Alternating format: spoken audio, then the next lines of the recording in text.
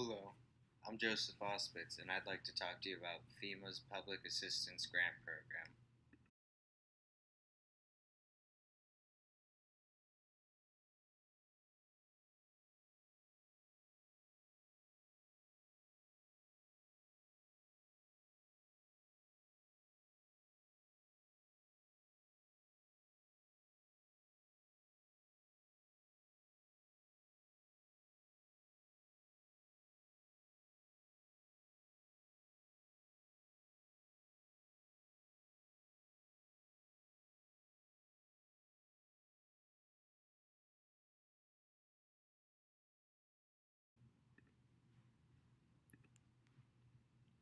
FEMA, or the Federal Emergency Management Agency, can provide federal funding under the Public Assistance Grant Program after a presidentially declared disaster for states, tribal nation, local governments, private nonprofit organizations.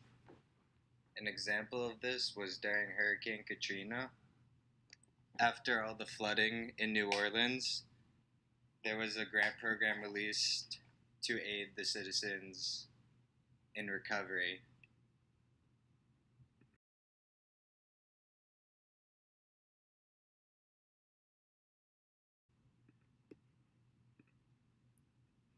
The Public Assistance Grant Program requires matching funds from both local and state governments.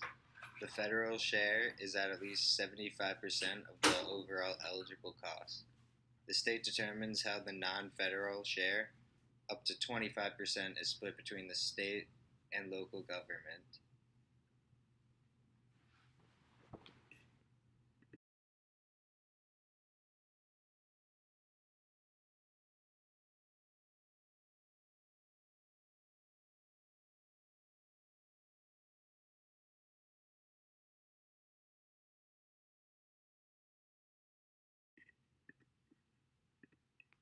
The Public Assistance Program is a fairly simple one. It's one where a disastrous event strikes an area. From there, the area's governor must request the president to make a declaration on the disaster. From there, there's a briefing and a submission of a request. Once the request is approved, they begin to formulate projects and then they review the projects. From there, they must receive funding and grants. The Public Assistance Program is administered through a coordinated effort between the FEMA, the state or tribe, and the applicants, while all three entities must work together to meet the overall objective of quick, efficient, effective program delivery. Each has a different role. FEMA has many responsibilities, but FEMA's primary responsibilities are to determine the amount of funding, participate in educating the applicants on specific program issues and procedures, assist the applicant with the development of projects, and review the projects for compliance.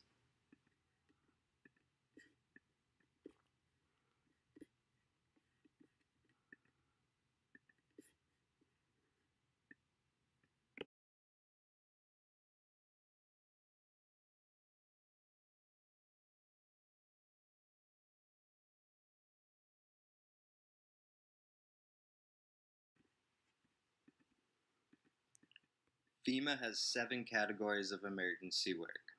The first one is debris removal, which is essential after a disaster because the whole area is covered with fallen trees and broken buildings, so they must be taken out of the way. The second is the emergency protective measures, such as permanent work, which could be a FEMA building in an area where disasters are likely to happen.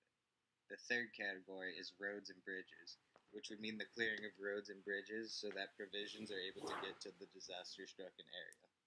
The fourth would be water control facilities. This would mean making sure that the water is safe in an area and in case of a disaster, it will not be tainted. The fifth category is public buildings and contents.